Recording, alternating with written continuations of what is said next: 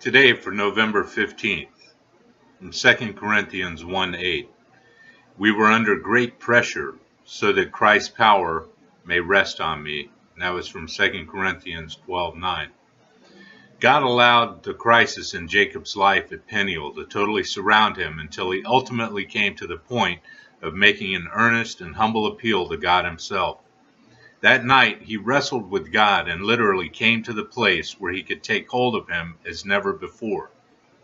And though his narrow brush with danger, Jacob's faith and knowledge of God was expanded, and his power to live a new and victorious life was born.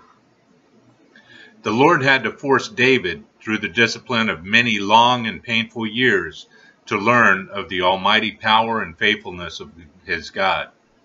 Through those difficult years, he also grew in his knowledge of faith and godliness, which were indispensable principles for his glorious career as the King of Israel. Nothing but the most dangerous circumstances in which Paul was constantly placed could ever have taught him, and thus the church through him, the full meaning of the great promise of God he learned to claim. My grace is sufficient for you, as in 2 Corinthians 12:9.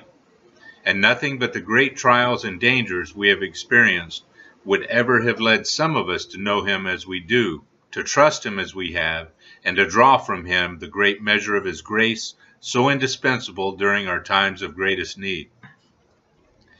Difficulties and obstacles are God's challenges to our faith.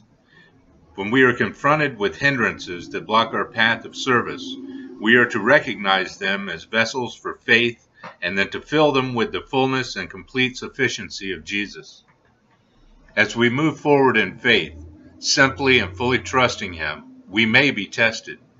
Sometimes we may have to wait and realize that perseverance must finish its work, as said in James 1:4.